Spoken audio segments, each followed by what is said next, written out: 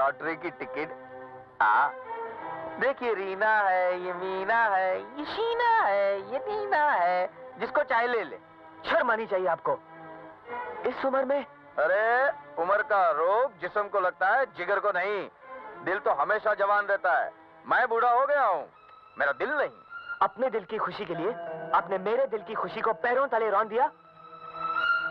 Dad, मैं रोशनी के बिना। अबे, रोशनी में ऐसा क्या है जो टीना और मीना में नहीं है? चाहे तो देख ले, रीना और शीना में भी वही है। आज मुझे शर्म आ रही है कि मैं आपका बेटा हूँ। और मुझे फक्र है कि तू मेरा बेटा है, जो इतनी बड़ी मुर्गी पटा के ले आया है।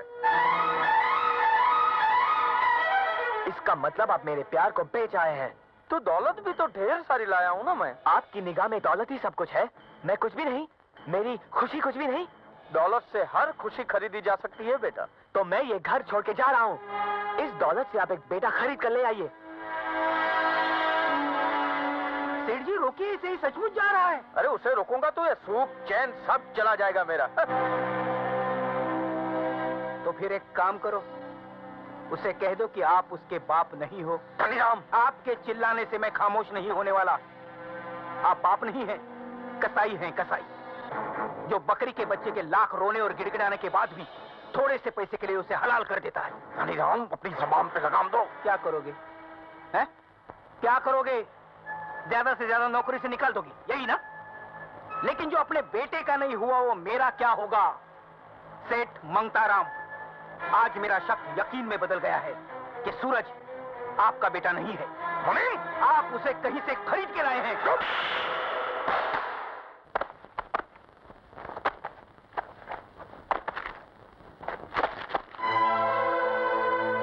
मुझे पैसों ने अंधा कर दिया था बेटा।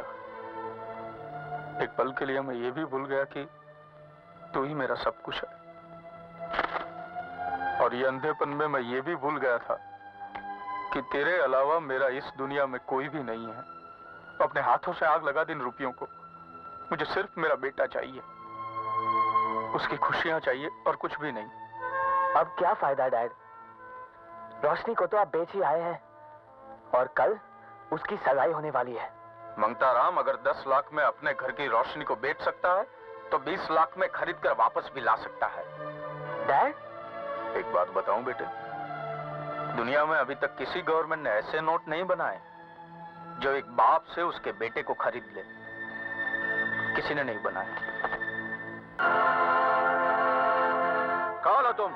खन्ना, लगता है तुम्हारी आंखों में सूअर का बाल है, वरना मुझे पहचानने में गलती नहीं करते। वैसे मुनीम जी, जरा इनको बता ही दो कि हम कौन हैं। ये हमारे सेठ जी हैं, जो कल आपके दरवाजे पर कुत्ते की तरह आए थे, दुम हिलाते हुए ऐसे। और आप लोगों ने हमारे ननकुआ की प्यार की कीमत उनके सामने फेंकी थी। और ये आदत के मुताबिक जूठी हड्डी दांत में पकड़कर चले गए थे। आप लोग समझे कि सिकंदर जीत गया और सूरज हार गया। आप समझे गलत। अरे, हमारे सेठ जी की दुम कभी 50 साल में सीधी नहीं हुई, एक रात में सीधी हो गई। सेठ जी मंगताराम से देताराम बन गए। ये रही उसकी पहली किश्त, 10 लाख रुपए, जो आपने सलीम से उसकी अनारकली को छीन लेने की कीमत दी थी। और ये रहे दूसरे 10 लाख। अगर तेरे बेटे ने मेरी बहू की तरफ आंख उठाने की कोशिश की ना, दोनों आंखें बाहर निकाल लूंगा मैं।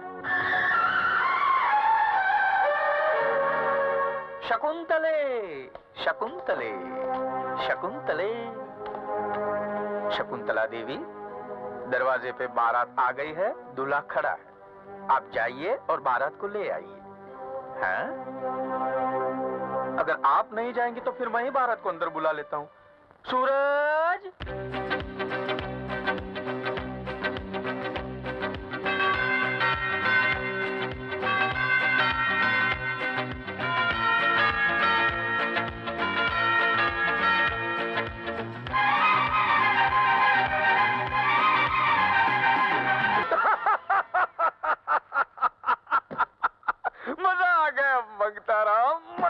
जिंदगी में साले मेरे बेटे की जिंदगी को बर्बाद करने चले थे। साले दोनों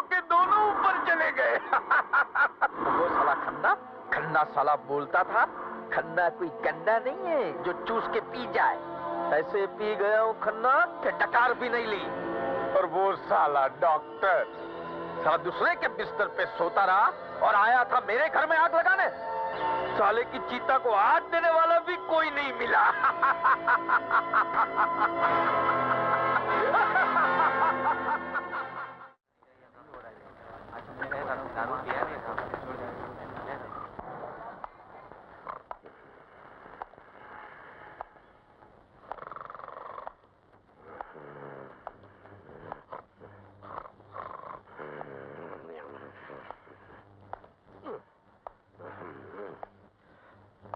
अरे साहब, सैर करनी है तो बाहर मैदान में चले जाइए ना। यहाँ काहे जूता खटकाए रहे हैं? हम सैर नहीं कर रहा हूँ, सोच रहा हूँ। अरे सोचना है तो बैठकर सोचिए ना।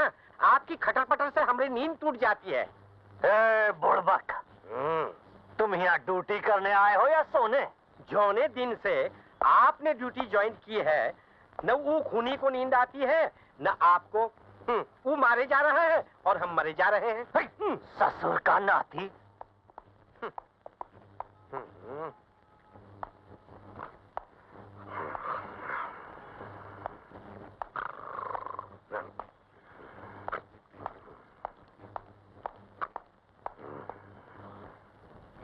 बुड़बक कहीं का भैंस की तरह सोवत है।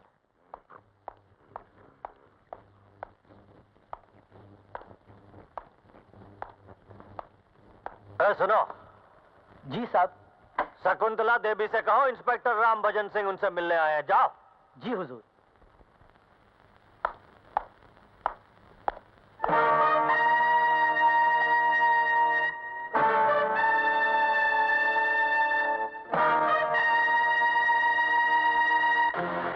कहिए इंस्पेक्टर साहब, कैसे आना हुआ? इधर से गुजर रहा था, सोचा आपसे मिलता चलूं।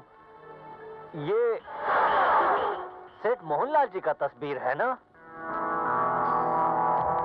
हाँ, लेकिन आप? पुलिस का नौकरी भी अजीब है। गड़े मुर्दे उखाड़ने का आदत सी पड़ जाती है। मैं कुछ समझी नहीं। समझ तो हम भी नहीं पा रहे हैं, लेकिन कड़ी से कड़ी जोड़ने का कोशिश जरूर कर रहे हैं। कैसी कड़ी? आज से 18 साल पहले रकाब सिंह नाम का ड्राइवर अपने मालिक सेठ मोहनलाल के खून के इल्जाम में पकड़ा गया। उस पर इल्जाम था कि उसने अपनी बीमार बीवी के इलाज के लिए मालिक से 500 रुपए मांगे। जब मालिक ने पैसा देने से इनकार कर दिया तो उसने मालिक का खून कर दिया और उसे 14 साल की सजा हो गई। एक तो बात बताइए, जब आपके पति का खून हुआ तो आप कहाँ थी? अपने मायके में। रोशनी मेरे पेट में थी, इसलिए मैंने तो उस नमक हराम की शक्ल तक नहीं देखी। काश वो हत्यारा मेरे सामने आ जाता तो मैं उसे जान से मार देती। मुझे अफसोस है कि आपकी ई ख्वाहिश इस जन्म में पूरी नहीं हो सकेगी, क्योंकि 14 साल की सजा काटने के बाद जैसा ही रकाब सिंह जेल से बाहर निकला, उसे ट्रक से कुचलकर मार दिया गया। क्या? जी हाँ शकुंतला देवी, 14 साल के बाद सेठ मोहनलाल के कत्ल की फाइल, जिस पर के वक्त की धूल जम चुकी थी, फिर से मुझे सौंप दी गई, क्योंकि वो ट्रक ड्राइवर जिसने के रकाब सिंह को अपने ट्रक से कुचला था, उसकी भी हत्या कर दी गई।